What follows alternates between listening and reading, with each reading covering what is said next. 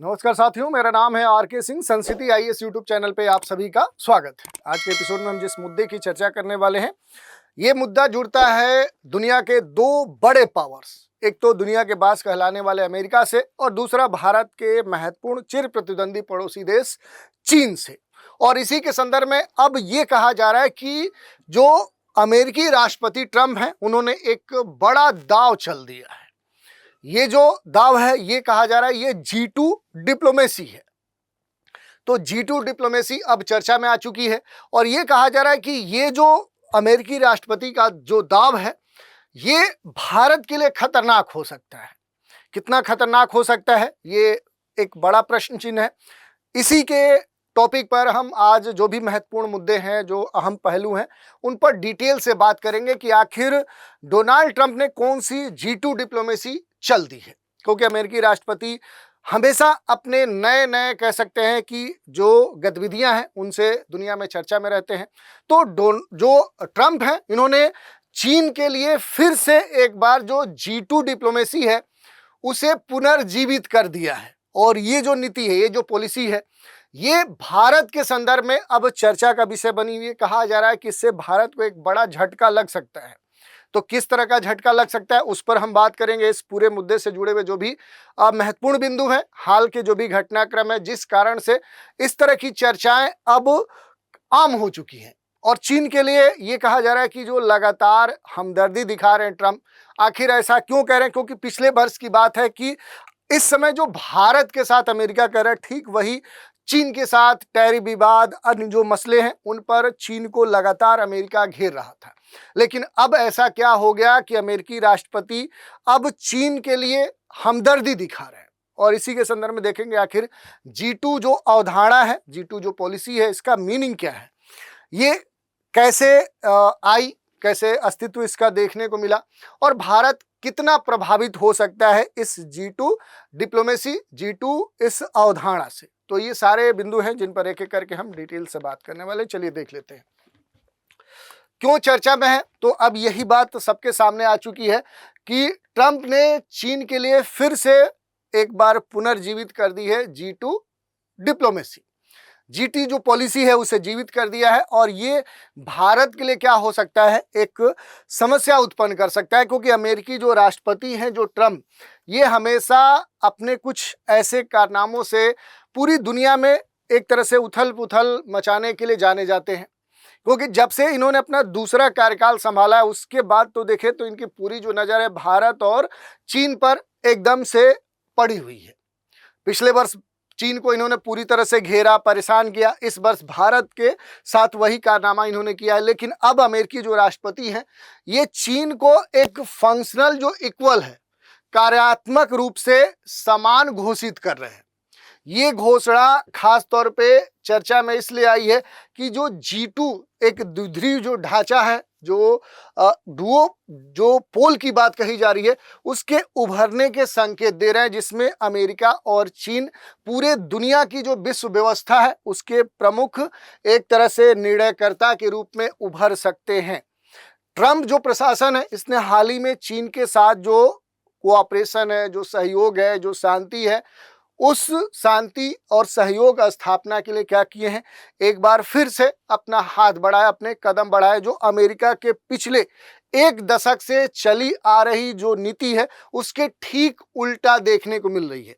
तो अमेरिका ने चीन से दोस्ती का जो हाथ बढ़ाया है, अपनी जो विदेश नीति है, अपनी जो विश्व व्यवस्था में बड़े जो बदलाव हैं, उनके जो संकेत दिए हैं, ये अब चर्चा का विषय बनी हुई है। और इसी में जो G2 है, जो कहा जा रहा है कि ड्यूपोल की जो बात कही जा रही है, ये अब चर्चा में है। और सबसे खास बात है कि भारत के लिए ये कुछ बड़ी जो चुनौतियां हैं, वो भी उत्पन्न कर सकती हैं। कुछ महत्वपूर्ण बिंदुओं की बात करें तो देखिए, ये कहा जा रहा है कि ट्रंप प्रशासन का ये जो हाल का रुख है, ये जो चीन की प्रशासनिक जो राजधानी बीजिंग है, उसके अस्तित्व के लिए खतरा मानने वाले जो वाशिंगटन है, उसकी नीतियों का कहीं ना कहीं एक तरह से उल्टा जो एक स्वरूप है, वो देखने को मिल रहा है। और पुराना जो दृष्टिकोण था यूएसए का, उस दृष्टिकोण को हालिया दृष्टिकोण खारिज करता है। ये यूरोपीय जो संघ है, रूस, भारत और जापान जैसी जो शक्तियां हैं उनको झटका दे सकते हैं, दरकिनार किया जा सकता है। और डोनाल्ड ट्रंप ने पिछले हफ्ते ही चीन के जो राष्ट्रपति शी जिनपिंग हैं उनके साथ अपनी मुलाकात से पहले ये कहा कि G2 की जो बैठक है वो जल्द ही हो सकती है, उसकी घोषणा अमेरिकी प्रशासन करेगा। इसके बाद शनिवार को उन्होंने इस बात पर भी जोर दिया कि सिर्फ एक रणनीतिक ये चाल नहीं है अमेरिका की। इन्होंने बाकायदा अपने ट्विटर अकाउंट पर ट्वीट किया कि चीन के राष्ट्रपति जो शी जिनपिंग हैं उनके साथ मेरी जो G2 की जो मुलाकात है दोनों देशों के लिए बहुत अच्छी रही, और ये जो मुलाकात है दोनों जो राष्ट्र प्रमुख हैं उनकी मुलाकात चिरस्थायी जो शांति है, दुनिया की सफलता है विश्व पुनर्निर्माण के लिए, ये अहम हो जाएगी। इस तरह की जो बातें हैं ये अब चर्चा का विषय बनी हुई है। तो ट्रंप के जो हाल के घोषणाएं हैं, G2 की जो घोषणा इन्होंने की कि जल्द ही अहम बैठक होगी, शी जिनपिंग के साथ जो मुलाकात है उसके बाद इन्होंने कहा कि ये जो बैठक हुई है ये अस्थायी शांति और सफलता की दिशा में एक अहम कदम होगा। तो इस तरह की जो बातें हैं अब ये चर्चा का विषय बनी हुई है। अमेरिकी जो रक्षा सचिव जो पीट हेगसेथ हैं उन्होंने भी कहा कि अमेरिका चीन के जो संबंध है ये इतिहास में सबसे बेहतर स्थिति में अब हैं। तो अमेरिका ने चीन के साथ जो भी एक चैनल है वो फिर से पुनर्स्थापित किया है, मिलिट्री कम्युनिकेशन जो चैनल है उसे अब स्टेबल कर रहा है। और अब लगातार आप देखेंगे तो चीन के लिए क्या है जो हमदर्दी है वो दिखा रहा है। क्योंकि अमेरिकी जो रक्षा सचिव हैं उन्होंने कहा कि ट्रंप से हम सहमत हैं कि अमेरिका और चीन के बीच के जो संबंध हैं वो पहले इतना अच्छा नहीं थे जितना वर्तमान में इस समय वो बेहतर है।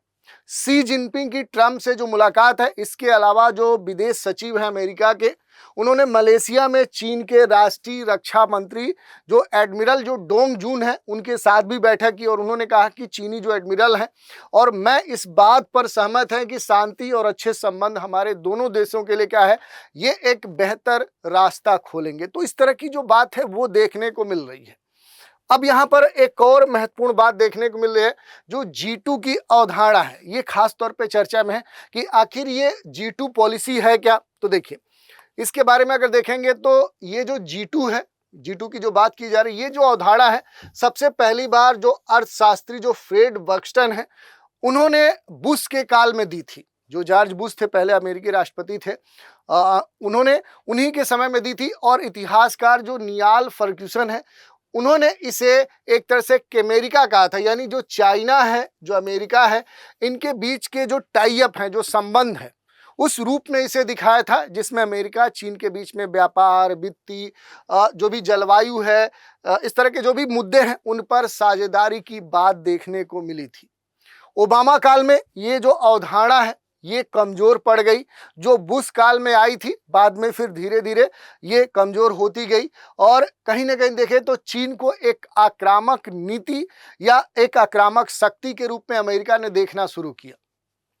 फिर देखें समय और आगे बढ़ा, 2017 की बात करें तो 2017 में ट्रंप के पहले कार्यकाल में अमेरिका ने चीन के खिलाफ जो टैरिफ वार है वो छोड़ दिया, टैरिफ वेपन छोड़ दिया। लेकिन अब अपने दूसरे कार्यकाल में अगर आप देखेंगे तो ट्रंप का जो रुख है वो अब धीरे धीरे एक तरह से देखेंगे तो यहाँ पर चीन के साथ सहयोग के रूप में बढ़ते जा रहा है, यानी एक कोऑपरेटिव रूप में अब दिख रहे हैं। तो चीन के साथ जो भी संबंध है जिसमें G2 की हम बात करें, इसका जो इस्तेमाल है पहली बार बुश कार्यकाल में हुआ था। एक तरह से ये कहा गया कि बहुत सारे मुद्दों पर दोनों देश क्या होंगे एक दूसरे के साथ मिलकर सहयोग करेंगे, जो चुनौतियां हैं उनको हल करेंगे। हालांकि बाद में धीरे धीरे ये जो डिप्लोमेसी है ये वीक पड़ी, लेकिन अब एक बार फिर से जो अमेरिकी राष्ट्रपति ट्रंप हैं ये इस G2 अवधारणा को क्या कर रहे हैं, पुनर्जीवित कर रहे हैं। अब देखने वाली बात है कि इसका क्या इम्पैक्ट दुनिया के संदर्भ में देखने को मिलेगा। अब एक महत्वपूर्ण प्रश्न हो रहा है कि क्या इससे भारत भी प्रभावित होगा। तो अभी तक जो भी विषय विशेषज्ञ हैं उनका यही मानना है कि चीन और अमेरिका के इस द्विध्रुव जो एक ढांचा है, जो स्ट्रक्चर बन रहा है, इसका तत्काल जो प्रभाव है दुनिया के एक बड़े हिस्से पर जरूर पड़ेगा।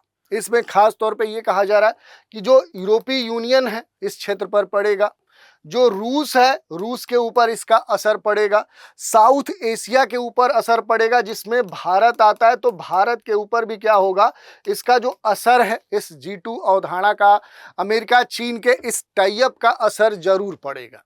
तो अमेरिका चीन जो ड्यूअल स्टेट की स्थिति है, ये अब कहीं ना कहीं दुनिया के सामने अब अपना प्रभाव दिखाने के लिए अब तैयार है। चीन और अमेरिका की जो दोस्ती है उस पर भारत, रूस जैसे जो देश हैं ये नए सिरे से सोच सकते हैं और इसकी ज़रूरत भी है सोचने की। और इसी कारण से देखेंगे तो इस तरह की जो बातें हैं अब ये आम हो चुकी हैं। नीतिगत स्तर पे बदलाव के संकेत हैं, क्योंकि पहले अमेरिका चीन के लिए देखे तो एकदम से खतरा उसे मानता था, लेकिन अब उसे दूसरे रूप में कोऑपरेटिव तौर पे ले रहा है, अपने सहयोगी के तौर पे ले रहा है। तो इस तरह के जो भी बदलाव हैं ये अमेरिका की जो परंपरागत जो रणनीति है उसके ठीक उल्टा है। तो अब ये पूरी दुनिया के सामने कुछ बड़े उदाहरण प्रस्तुत कर सकता है कि दुनिया के जो देश हैं वो भी क्या कर सकते हैं कि अपने जो भी नीतिगत बदलाव हैं वो कर सकते हैं। और इसका जो एक प्रभाव है वो वैश्विक स्तर पे देखने को मिल सकता है। वैश्विक जो शक्ति संतुलन है वो अब आने वाले समय में देखने को मिल सकता है। जैसे देखिए अमेरिका और चीन के बीच में जो नई ये टाई अप व्यवस्था, जो G2 व्यवस्था स्थापित हो रही है, इससे क्या होगा कि दुनिया में एक नया शक्ति संतुलन स्थापित हो सकता है। दुनिया के कई सारे क्षेत्र प्रभावित हो सकते हैं। यूरोपीय यूनियन के देश हैं, भारत है, रूस है, जापान है, यानी कि बड़े जो उभरती हुई शक्तियां हैं उनके ऊपर इस संबंध का असर देखने को मिल सकता है। और अंतर्राष्ट्रीय जो संगठन संस्थान है जैसे UN है, WTO है, IMF है, इनके जो निर्णय हैं वो भी प्रभावित हो सकते हैं अमेरिका और चीन के इस नए समीकरण से। अब इस पूरे घटनाक्रम, इस नए G2 अवधारणा के स्तर पे भारत के लिए क्या निहितार्थ हो सकता है, तो रणनीतिक स्तर पे कई सारी चुनौतियां उत्पन्न हो सकती हैं, क्योंकि भारत अब तक अमेरिका के साथ देखेंगे इंडो पैसिफिक, हिंद प्रशांत क्षेत्र में क्या है, रणनीतिक स्तर पे क्या है, साथ खड़ा रहा है। अपने धुर कह सकते हैं कि विरोधी जो पड़ोसी देश चीन है उसके कहीं ना कहीं देखें तो उसके विरोधी बहुत सारे जो अमेरिकी नीतियां हैं उनमें साथ रहा है। तो अब कहीं ना कहीं देखें तो भारत के लिए एक नई चुनौती उत्पन्न हो सकती है। यदि अमेरिका चीन के साथ सहयोग बढ़ाता है तो भारत की जो साझेदारी मूल्य है वो अमेरिका के प्रति कम हो जाएगी। तो भारत का जो वैल्यू है इंडो पैसिफिक रीजन में क्या हो जाएगा, वो कम हो जाएगा और इससे भारत का जो वैश्विक एक प्रभाव है वो प्रभावित होगा। क्षेत्रीय स्तर पर देखें तो एक नया शक्ति जो संतुलन है वो स्थापित होगा, क्योंकि G2 जो ढांचा है ये एशिया में चीन की जो मजबूत स्थिति है उससे पूरा जो एशिया क्षेत्र है, खासतौर पे देखें साउथ चाइना सी वाला क्षेत्र है, Indo Pacific region, Indian ocean वाला जो रीजन है, या सेंट्रल एशिया में जो चीन की एक मजबूत उपस्थिति है, इससे पूरे जो संबंध हैं साउथ एशिया में वो प्रभावित हो सकते हैं रीजनल स्तर पे। इससे भारत की जो भू राजनीतिक एक स्वायत्ता है उसे भी क्या मिल सकती है, चीन के द्वारा चुनौती मिल सकती है और आर्थिक प्रभाव भी देखने को मिलेगा। कैसे, तो अमेरिका चीन का जो सहयोग है इससे वैश्विक जो व्यापार है वो प्रभावित होगा। जब अकेले अमेरिका पूरे दुनिया के ट्रेड पैटर्न को बदल दे रहा है, चीन क्या कह रहा है कि पूरे एशिया क्षेत्र में ट्रेड पैटर्न को बदल दे रहा है, तो जब दोनों देश मिल जाएंगे तो इससे क्या होगा कि पूरी दुनिया का जो ट्रेड पैटर्न है वो क्या हो जाएगा, वो बदल सकता है और इसका जो इम्पैक्ट है पूरी दुनिया पर देखने को मिलेगा। कूटनीतिक स्तर पे देखें जो भी एक रिएक्शन है अब वो जरूरत महसूस की जाएगी। ये बिल्कुल सही बात है, क्योंकि भारत को भी अपनी मल्टी अलाइनमेंट जो नीति है उसे और मजबूत बनाना होगा। वो केवल USA या फिर चाइना तक सीमित नहीं रखनी होगी, बल्कि उसे दुनिया के अन्य क्षेत्रों, अन्य जो राष्ट्र हैं, मजबूत जो पावर्स हैं, उन तक विस्तारित करना होगा।